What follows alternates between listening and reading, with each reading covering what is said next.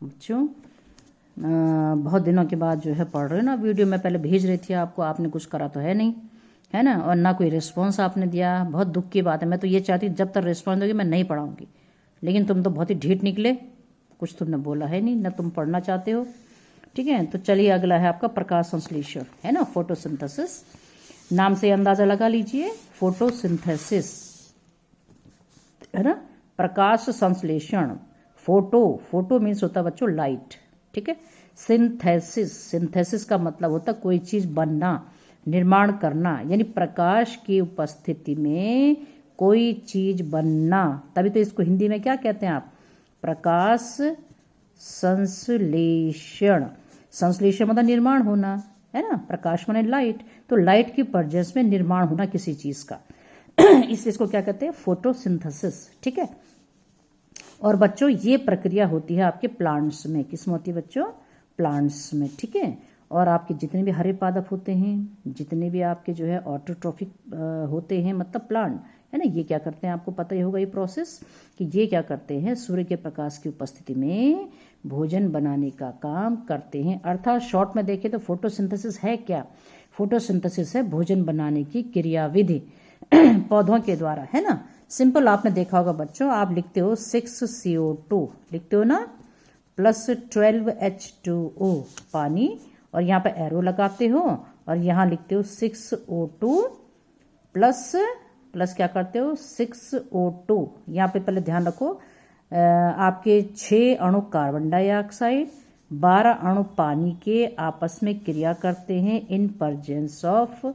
Light, करते हैं ना, इन प्रेजेंस ऑफ लाइट और इन प्रेजेंस ऑफ क्लोरोफिल। किसकी उपस्थिति में बच्चों, क्लोरोफिल की उपस्थिति में, किसकी उपस्थिति में, क्लोरोफिल की उपस्थिति में जो है ये क्या करते हैं, प्रकाश संश्लेषण की क्रिया करते हैं। ये सबसे इंपॉर्टेंट चीज क्या है यहाँ पर, कि भाई प्रकाश की उपस्थिति में ये सारी क्रिया होती है। सबसे इंपॉर्टेंट क्या आएगा कि कार्बन डाइऑक्साइड और पानी प्रकाश की उपस्थिति और क्लोरोफिल की उपस्थिति में क्या करते हैं, ऑक्सीजन, 6 अणु ऑक्सीजन, और सबसे इंपॉर्टेंट क्या होगा, भोजन क्या है, C6H12O6, यही तो है ग्लूकोज आपका, है ना, ये क्या है, ग्लूकोज यानी भोजन, है ना, यही होता है भोजन तो यहाँ पर किस चीज का निर्माण हुआ, यहाँ पर निर्माण हुआ ग्लूकोज का, अर्थात भोजन का। सबसे इंपॉर्टेंट यही तो चीज है, तभी तो ये निर्माण की प्रक्रिया है ना।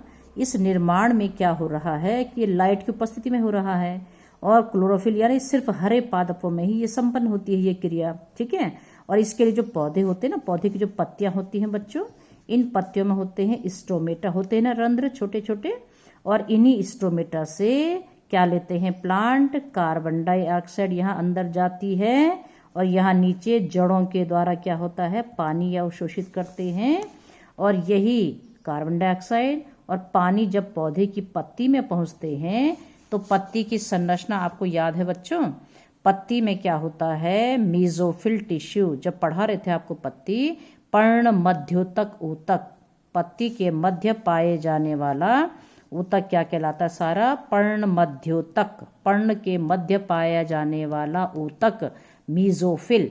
तो यही मीजोफिल की कोशिकाएं, है ना, कार्बन डाइऑक्साइड और पानी की उपस्थिति में in presence of light and chlorophyll, chlorophyll तो पत्ती में है ही, तो ये क्या करते हैं, भोजन बनाते हैं ग्लूकोज, और साथ में ऑक्सीजन। देखो ये ऑक्सीजन गैस यहाँ पर बाहर निकलती है और आपके वायुमंडल को ऑक्सीजन प्राप्त हो जाती है।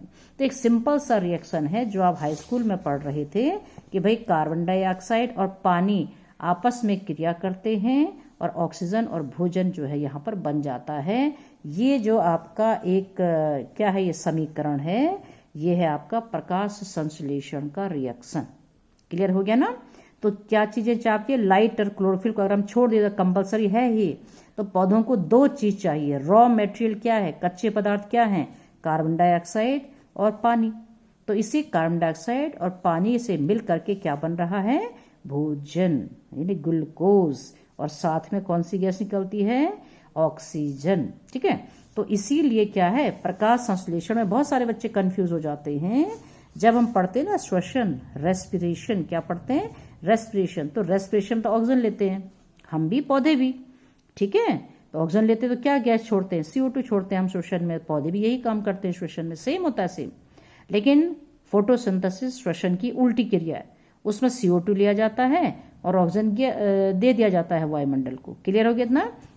लेकिन बच्चों जब हम इस तरह के रिएक्शन पढ़ते हैं ना तो ये इतना आसान नहीं है, ये एक बहुत जटिल प्रक्रिया होती है। आप कहोगे क्या इसमें जटिलता है, सीधे सीधे ये क्रिया कर रहे हैं और ये दो चीज बन रही हैं, लेकिन बच्चों ये ऐसा बिल्कुल भी नहीं है। अगर देखा जाए इस पूरे रिएक्शन को हम कह सकते हैं कि ये एक क्या है, ऑक्सीडेशन एंड रिडक्शन रिएक्शन है। क्या है, एक ऑक्सीकरण अपचयन क्रिया है। क्या बोलते हैं इसको हम, ये ऑक्सीकरण अपचयन ये क्रिया होती है। इसी ऑक्सीकरण और अपचयन प्रक्रिया के फलस्वरूप ये दो चीजें बनती हैं। अब आप कह सकते हो क्या क्या इसमें ऑक्सीजन किसका ऑक्सीकरण हो रहा है और किसका अपचयन हो रहा है, ठीक है। तो यहाँ पर पानी पे देखो दो चीज, देखो कहाँ पर ऑक्सीकरण कहाँ पर रिडक्शन हो रहा है, यानी आपका अपचयन हो रहा है। तो यहाँ पर जरा गौर करिएगा, पानी को देखो सबसे पहले, ये दिख रहा है आपको, है ना, समझ लो पहले इसको। ये जो पानी होता है ना इस रिएक्शन में, इस पानी का होता है ऑक्सीकरण। क्या होता है इसका, ऑक्सीडेशन होता है बच्चों। और इस ऑक्सीडेशन के फलस्वरूप यानी जो पानी है ना, इस पानी का जब ऑक्सीकरण होता है तो आपको मालूम है क्या इंपॉर्टेंट चीज बनती है। एक तो यहाँ पर बनती है ऑक्सीजन, इसी पानी से निकलती है, जो ऑक्सीजन देख रहे हो ना ये इस पानी से निकलती है बच्चों। और इस पानी के अलावा इस पानी के ऑक्सीकरण से दो इंपॉर्टेंट चीज बनती हैं बच्चों इस रिएक्शन में, वो हम आगे देखेंगे कैसे बनती हैं। एक तो बनता है ATP और एक बनता है NADPH2, ठीक है, मैं आगे समझाऊंगी आपको। ATP और NADPH2, ठीक है, यानी nicotinamide adenine dinucleotide phosphate, ये H2 मतलब रिड्यूस अवस्था में, ठीक हो गया। इतना बस, अभी खाली कुछ नहीं सीखना आपको। ये देखो कि ये नहीं भी याद रहेगा तो छोड़ो इसको, चलो। पानी के ऑक्सीकरण से आपको क्या मिलती है, ऑक्सीजन और ATP। अगर ATP तो याद हो सकता है ना, NADPH2 याद नहीं हो रहा तो ये ऑक्सीजन पानी के ऑक्सीकरण से ही निकलती है, ठीक है ना। और क्या आप जानते हो बच्चों, ये पानी का जब ऑक्सीकरण होता है इस प्रकाश संश्लेषण में, तो ये क्रिया पूरे प्रकाश संश्लेषण की क्रिया कहाँ होती है, आपको याद है ना। ये कौन सा वो है, ये है आपका क्लोरोप्लास्ट। क्या है ये, हरित लवक की तो है ये, है ना। और हरित लवक में याद है आपको कुछ रिएक्शन, हरित लवक में क्या होते हैं, ऐसे सिक्के के समान एक ढेर पड़ा होता है ना। ये स्ट्रोमा है ना अंदर, हरित लवक के अंदर क्या होता है, स्ट्रोमा। और इसके अंदर ये क्या पड़े हैं आप देख रहे हो, ये सिक्के के जैसे ढेर, एक के ऊपर एक ढेर लगे, एक ढेर दो ढेर, बहुत सारे ढेर होते हैं। इन ढेर को कहते हैं ग्रेना, कहते हैं ना, क्या कहते हैं बच्चों इन्हें, ग्रेना। एक ही होगा तो ग्रेनम, ठीक है, तो ग्रेना कहते हैं इनको हम, ठीक हो गया ना। और ये जो ग्रेना है, इस ग्रेना में ही संपन्न होती है पानी के ऑक्सीकरण की क्रिया। अब जैसा लग रहा उतना सरल नहीं है कि बस दो चीज मिली और बन गया तीसरी चीज, नहीं, है ना। तो ये जो पानी का ऑक्सीकरण हो रहा है जिसके फसो ऑक्सीजन और ATP इलेक्ट्रॉन देता, मतलब बताऊंगी मैं कैसे करता है ये सब, ये सारी क्रिया संपन्न होती है बच्चों ग्रेना में, ठीक है। और ये जो क्रिया जो ग्रेना में संपन्न होती है और जिसमें पानी का ऑक्सीकरण होता है जिसके फसो ऑक्सीजन बनती है, तो ये सारी क्रिया कहलाती है, ये संपन्न होता है लाइट रिएक्शन। क्या बोलते हैं बच्चों इसको, लाइट रिएक्शन, यानी प्रकाशिक अभिक्रिया। अब देखो लाइट रिएक्शन, क्योंकि पूरे प्रकाश संश्लेषण को हम दो भागों में बांट सकते हैं। प्रकाश संश्लेषण के दो भाग क्या हैं, एक तो है लाइट रिएक्शन प्रकाशिक अभिक्रिया, और एक है डार्क रिएक्शन अंधकार अभिक्रिया। प्रकाश संश्लेषण के दो पार्ट हैं, लाइट रिएक्शन प्रकाशिक अभिक्रिया, और एक जो है पार्ट क्या है, अंधकार अभिक्रिया डार्क रिएक्शन। ठीक क्लियर होगी इतनी बात, है ना। अब मैं क्या कह रही थी, पानी का तो ऑक्सीकरण होता है जिसके फलस्वरूप जो ऑक्सीजन बनती है ना, या ATP NADPH2 बनता है इस रिएक्शन में, और ये पूरा रिएक्शन कहलाता है प्रकाशिक अभिक्रिया, ये कहलाती है प्रकाशिक अभिक्रिया। और याद रखिए प्रकाशिक अभिक्रिया संपन्न होती है ग्रेना में, हरित लवक के ग्रेना में। ठीक हो गया इतना। तो ये ऑक्सीकरण के फलस्वरूप ही ऑक्सीजन और ATP NADPH2 बनता है। ठीक है, इलेक्ट्रॉन निकलते हैं ना पानी से जो इलेक्ट्रॉन निकलते हैं बताऊंगी वो कहाँ होता है, वो बात की बात है। पहले इतना तो समझो आप कि लाइट रिएक्शन क्या है, जिसमें पानी का ऑक्सीकरण होता है। लाइट रिएक्शन क्या है बच्चों, जिसमें पानी का सिर्फ ऑक्सीकरण होता है, ऑक्सीजन और एटीपी बनता है। ठीक हो गया। और ये रिएक्शन कहाँ होता है? ग्रेना में, हरित लवक के ग्रेना में। क्लियर हो गया इतना? अच्छा, अब यहाँ आप कहोगे पानी तो चलो हो गया, इससे जो ये ऑक्सीजन इससे निकली है ना। अब देखो फिर यहाँ पे पानी से निकली ऑक्सीजन इन लाइट रिएक्शन, और ये ग्रेना में हुआ। ठीक, अब ये बचा ना, बचा। अब ये जो यहाँ पर बचा है ना, ये कार्बन डाइऑक्साइड बच्चों, ये कार्बन डाइऑक्साइड से बनता है, ये देखो ग्लूकोज। अब आप आश्चर्य करोगे, आपको एक कार्बन डाइऑक्साइड से बनता है क्या ग्लूकोज? बिल्कुल बनता है। तो कार्बन डाइऑक्साइड से, किससे? कार्बन डाइऑक्साइड से जब भोजन बनता है, ये दिख रहा भोजन, तो ये कार्बन डाइऑक्साइड का यहाँ पर होता है रिडक्शन, अपचयन। क्या होता है इसका? अपचयन होता है इसका। ठीक है, रिडक्शन होता है, अपचयन होता है, और इस अपचयन के फलस्वरूप भोजन बन जाता है। लेकिन अब कार्बन डाइऑक्साइड के अपचयन के लिए क्या चाहिए? यहाँ देखो, अब लाइट रिएक्शन में जब पानी का ऑक्सीकरण हुआ था तो एटीपी एनडीपी एटीपी और साथ में बनते जो इलेक्ट्रॉन बनते ना, बताऊंगे NADPH2, ये इसी को समझ लो, NADPH2 और एटीपी दिख रहा है आपको।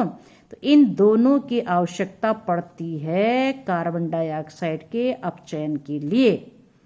यानी पानी का जब ऑक्सीकरण हुआ था लाइट रिएक्शन में, तो दो इंपॉर्टेंट चीज बनी थी ना, ATP adenosine triphosphate and NADPH2, nicotinamide adenine dinucleotide phosphate. ये इलेक्ट्रॉन ग्राही होते हैं, इनको कहते हैं इलेक्ट्रॉन ग्राही, इलेक्ट्रॉन एक्सेप्टर। तो इन दो चीजों की आवश्यकता पड़ती है यहाँ पर, एटीपी एंड NADPH2। ये दो चीजें, इनको एसिमिलेटरी पावर कहते हैं, स्वांगीकरण की शक्तियां हैं ये।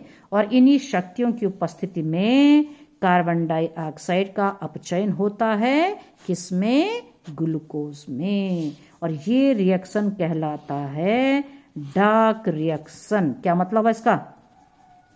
अंधकार अभिक्रिया, मतलब इसके लिए कोई लाइट नहीं चाहिए, लेकिन जब पानी का ऑक्सीकरण हो रहा है इसके लिए लाइट चाहिए, तभी तो लाइट रिएक्शन है। और जब CO2 का अपचयन होता है ये अंधकार में होता है, इसके लिए लाइट हो चाहे ना हो, अंधकार कहीं भी होती क्रिया, लाइट में भी हो सकती है, अंधकार में भी हो सकती है, लाइट की कोई आवश्यकता इसके नहीं है।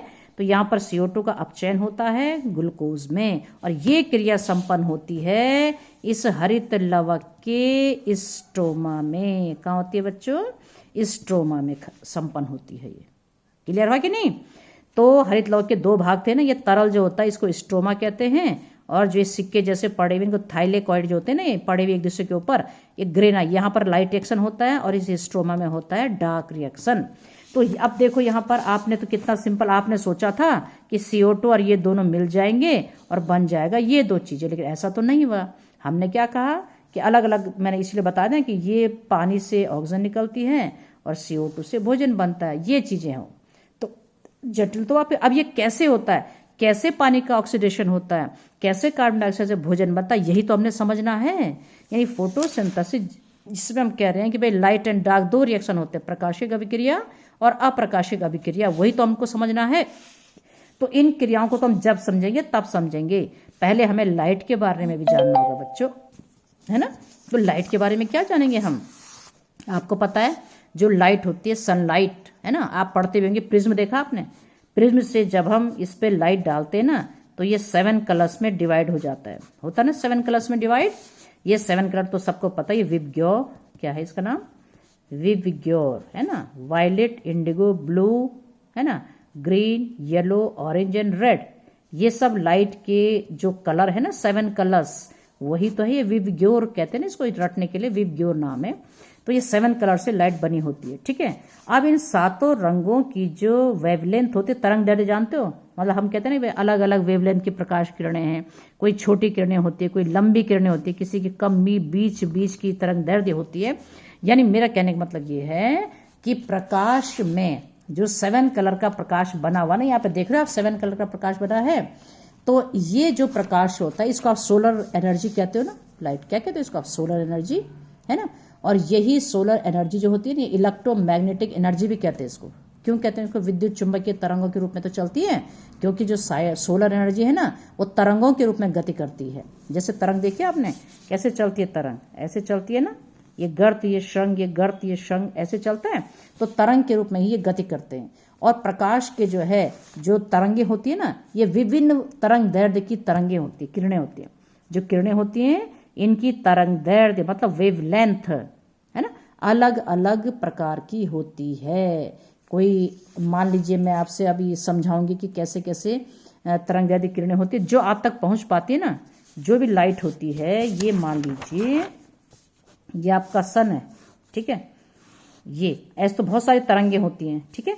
तो यहाँ पर जो है ये मान लीजिए वायलेट और लास्ट क्या था, वीबग्यो रेड, इसके बीच में सब किरणें होंगी ना। तो अलग अलग तरंगदैर्ध्य की किरणें हैं कि नहीं है ये। तो मतलब यहां से लेकर के यहां तक जो ये आपका स्पेक्ट्रम बनता है, इसको हम कहते हैं दृश्य स्पेक्ट्रम। क्या कहते हैं इसको हम, दृश्य स्पेक्ट्रम, है ना।